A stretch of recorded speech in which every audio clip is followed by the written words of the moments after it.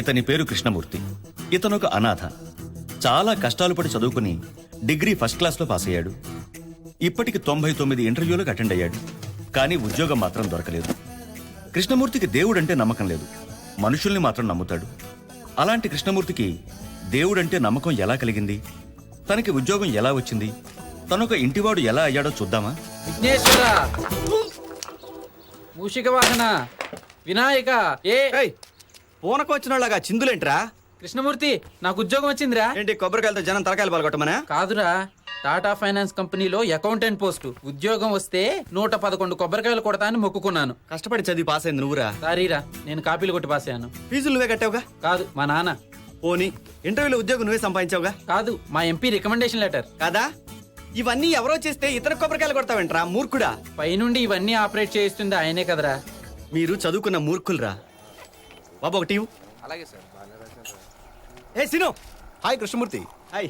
ఈ నెల 10వ తారీఖు నా పెళ్లిరా, నువ్వు తప్పకుండా రావాలి. హే కంగ్రాట్స్, మొత్తానికి లవ్ సెటిల్ అయింది. లేదురా, ఇది వేరే సంబంధం. అదేంట్రా, ప్రేమించిన అమ్మాయిని వదిలేసావా? ఆ తొక్కలో ప్రేమ. ఆ అమ్మాయి వాళ్ళ బాబుకి నేను నచ్చలేదంట, వాళ్ళ బాబుకి నచ్చకపోతే నన్ను పెళ్లి చేసుకోదట. మరి నన్ను ఎందుకు ప్రేమించినట్టు అదే మనకు కాలింది. అందుకే మా బంధువుల అమ్మాయితో మ్యారేజ్ సెటిల్ చేసుకున్నా. 10 లక్షలు కట్నం బాసు. అప్పట్లో అమ్మాయిని వదిలి ఉండలేనన్నావు. అప్పుడు అలా అన్నాను కానీ తర్వాత ఆలోచిస్తే చాలా ఫులిష్ కనిపించింది బాసు. అనవసరంగా 10 లక్షలు మిస్ అయ్యేవాడిని. నువ్వు మాత్రం పెళ్లికి తప్పకుండా రావాలి. హరిరా, నీ పెళ్లికి నేను రావట్లేదు. ప్రేమను మిస్ అయినందుకు ఏదో ఒక రోజు తప్పకుండా బాధపడతావు. I pity you, please. ఏమో ఈ కృష్ణమూర్తి, బాబాయ్ గారు. కృషితో నాస్తి దుర్భిక్షం. రోజుకో కొటేషన్ రాసే నీ అలవాటు చాలా బాగుందయ్యా. థ్యాంక్స్ అండి. మరి ఇది ఎలా ఉంది? ఏంటి ఇల్లు ఖాళీ చేసి ఫారిన్ వెళ్తున్నారా? జోకులు ఎయ్యకు. 5 నెలల నుంచి రెంట్ లేదు. తమరు ఖాళీ చేస్తే ఇంటికి సున్నాలు వేసుకుంటాం. ఒక వారంలో ఏదోలా కట్టేస్తాను బాబాయ్. 5 నెలల నుంచి ఇదే మాట చెప్తున్నావు. లేదు బాబాయ్, రేపు నా 100 ఇంటర్వ్యూ, నాకు తప్పకుండా జాబ్ వస్తుంది. 200 ఇంటర్వ్యూకి వెళ్ళినా నీకు ఉద్యోగం రాదు. అయినా నీ ఉద్యోగంతో నాకేం సంబంధం? నా అద్దె డబ్బులు నాకు ఇచ్చేసేయి.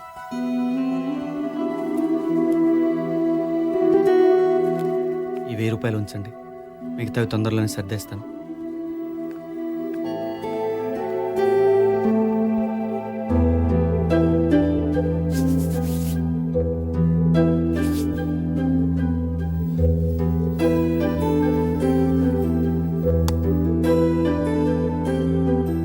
మీకేమన్నా బుద్ధి ఉందా?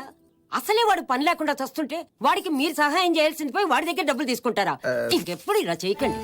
కృష్ణ, పిన్ని, నీ ఉద్యోగం సంగతి ఏమైంది? రాలేదు పిన్ని. అదేంటి పిన్ని? చూడు, నిన్నెప్పుడైనా నేను అద్దె అడిగానా? డబ్బులిచ్చి మమ్మల్ని దూరం చేస్తావా?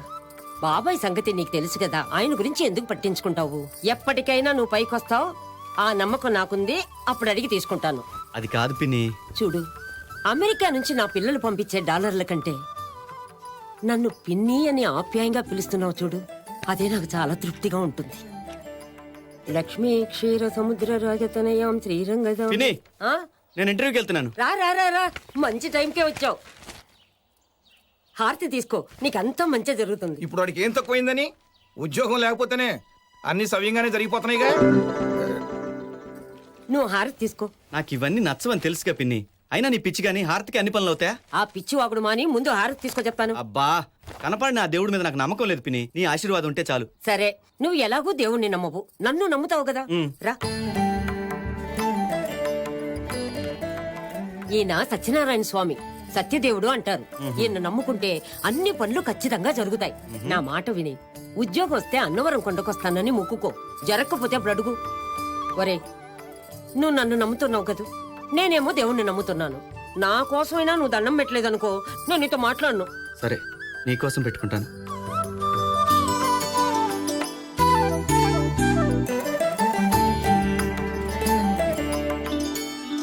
మల్టీనేషనల్ కంపెనీలో అప్రెంటిస్ గా చేశాను.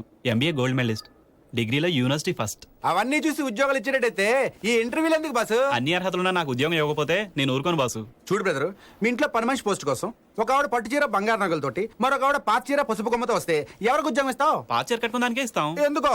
పట్టు చీర కట్టుకున్న వాళ్ళు మనమాట ఎందుకుంటారు కదా. పని మనిషి పోస్ట్ కే నీకు ఇన్ని తెలియదట్లుంటే లోపల ఎగ్జిక్యూటివ్ పోస్ట్ ఎంత ఉండాలి వాళ్ళకి? Hello sir. ఎవరిని? మిమ్మల్నేనండి. అండి, నా సర్వీస్ లో ఎంత మర్యాదగా పిలిచింది మీరే బాసు. చెప్పండి, మీకేం సాయం కావాలో చెప్పండి. లోపల పొజిషన్ ఏంటి? లోపల వాళ్ళు ఆల్రెడీ ఇది అమ్మేశారు. ఇంకా మిగిలింది 2. వాటికి కూడా 25 మంది స్ట్రాంగ్ రికమెండేషన్ లెటర్లు తెచ్చారు. Thank you boss. ఏంటి బాస్ డల్ అయిపోయావు? నీకు సీక్రెట్ తెలుసా? ఈ కంపెనీకి 4 నెలలు మూసేస్తున్నారు. నేను కూడా ఈ కంపెనీ మానేసి వేరే కంపెనీ జాయిన్ అవుతున్నాను. అందులో మార్కెటింగ్ పోస్టులు ఖాళీ ఉన్నాయంట. అప్లై చేయి. మంచి కంపెనీ. All the best.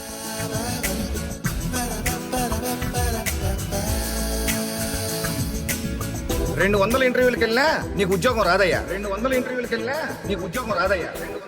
200 ఇంటర్వ్యూలకు వెళ్ళినా నీకు ఉద్యోగం రాదయ్యా. ఏం కృష్ణ, ఉద్యోగం సంగతి ఏమైంది?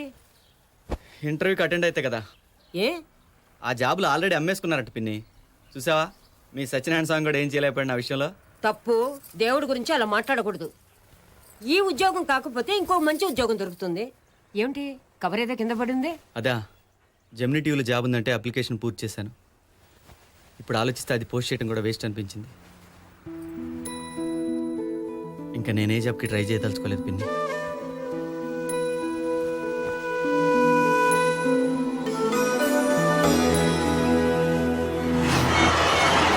Sir post.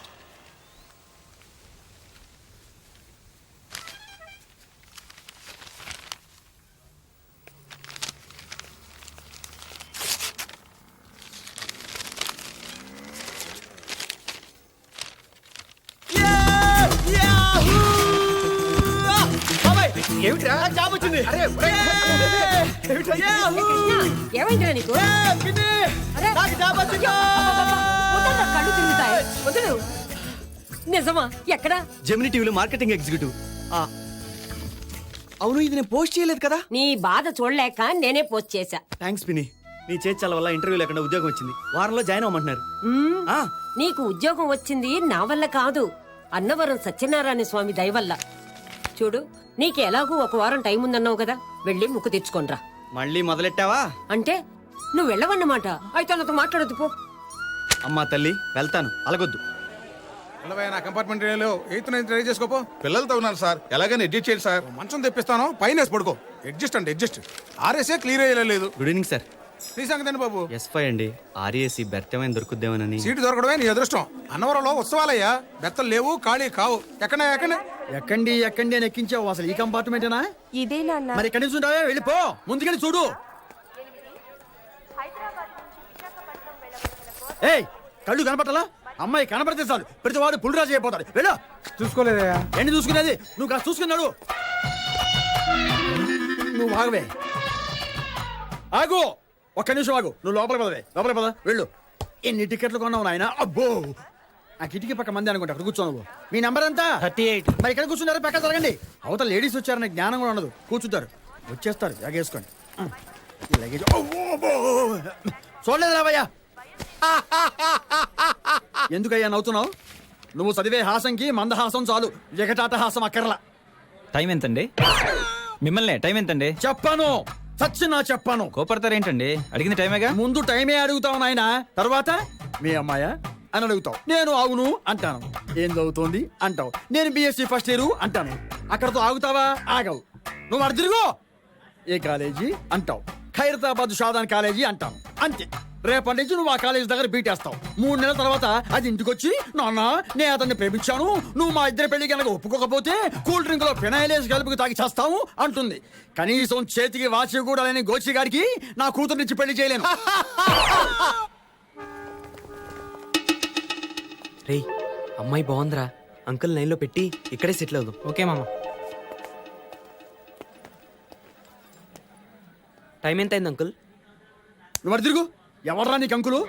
నాతో మాటలు కలిపి మా అమ్మాయికి అయినేద్దామనా? ఆ తర్వాత దాన్ని లేపుకుపోదామనా? జాగ్రత్త, బొక్కలతో ఇస్తావా? ఏంట్రా బాబు ఇటు ఖర్చేస్తున్నాడు. పదా.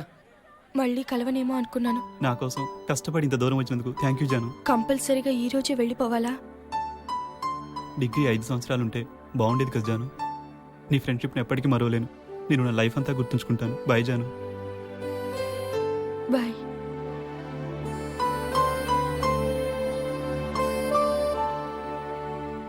ఏం బాస్, లవ్వా? అవునండి. ఈ విషయం అమ్మాయికి చెప్పావా? ప్రపోజ్ చేశాక తను నో అంటే ఇప్పుడున్న ఫ్రెండ్షిప్ కూడా పోతుందేమోనని. Be practical man. పిరికితనంతో మొహటంతో ఆ అమ్మాయిని మిస్ అయ్యి నువ్వు ఇంకొకరిని పెళ్లి చేసుకునే ఆ అమ్మాయి లైఫ్ అంతా బాధపడతారు. First love is first love and always best love.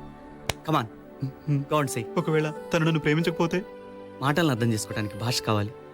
మౌనాన్ని అర్థం చేసుకోవడానికి మనసు చాలు. ఒకసారి నీ మనసుతో చూడు, ఆ అమ్మాయి నేను ప్రేమిస్తుంది.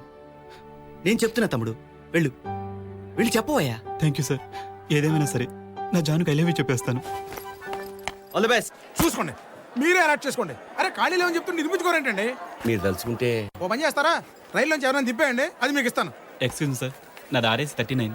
నేను నా జర్నీ క్యాన్సిల్ చేసుకుంటున్నాను. నా సీట్ ఎవరికి ఇచ్చేయండి సార్. క్యాన్సిల్ చేస్తున్నాను కదా సార్, ఆ సీట్ నాకు ఇచ్చేయండి సార్. ఆ సీట్లో ఉన్న అబ్బాయి బెర్తలేకపోయినా అడ్జస్ట్ అవుతానంటే ఇవ్వడానికి నాకేం అభ్యంతరం లేదు. చాలా థ్యాంక్స్ బాబు. అయ్యో భలేవారండి. నా పేరు శ్రీనివాసరావు. రండి కూర్చోండి. నేను కాదు, మా అమ్మాయి అనవరం పెడుతోంది. ఓకే. అమ్మ శైలజ, రామ్మ కూర్చో. ఈ అబ్బాయి అడ్జస్ట్ అవడం వల్ల నీకు ఈ సీట్ దొరికిందమ్మా. థ్యాంక్స్ అండి. It's okay. ఏమ్మా మీరు అన్నవరం పెడుతున్నారా? అన్న వరం కాకపోతే తమ్ముడు శాపకి వెళ్తాం. నీకెందుకయ్యా? ఆ అమ్మాయికి తోడుగా ఉంటుందని అడిగాను. ఇదేమిటి బాబు? ఆడంతేలేండి, కొంచెం తేడా మనిషి. అమ్మాయికి ఏదైనా అవసరం అయితే కాస్త చూడు బాబు. మీరేం వరే అవ్వకండి సార్, నేను అన్నవరం వెళ్తున్నాను. జాగ్రత్తమ్మా. అబ్బాయికి జంతికలు పూతరేకులు పెట్టు. దిగ్గానే ఫోన్ చేయి. ఉంటాను. సరే. ఒక నిమిషం కూర్చొని బయలుదేరు బాబాయ్. అబ్బా, ఏమండి, ఒక్క నిమిషం ఇక్కడ కూర్చుంటే కాజుపేటలో దిగాల్సి ఉంటుంది. మీరు బయలుదేరండి సార్. ఉంటానమ్మా, వస్తా బాబు. బాబాయ్ అమ్మా ఉంటాను. మంచిదమ్మా. మీరేం చేస్తుంటారండి? వద్దమ్మా చెప్పొద్దు. ముందులాగే మంచిగా మాట్లాడే ఇన్ఫర్మేషన్ రాబట్టి ఆ తర్వాత వెంటబడి అల్లరి చేస్తారు. మా అమ్మాయిని చూడు, రైలు ఎక్కినప్పటి నుంచి ఎవరితోనో మాట్లాడకుండా ఎంత బుద్ధిగా కూర్చుందో. పెంపకం.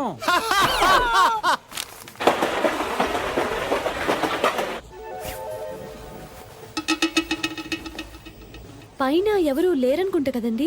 ముందు స్టేషన్లో ఎక్కుతారేమోనండి.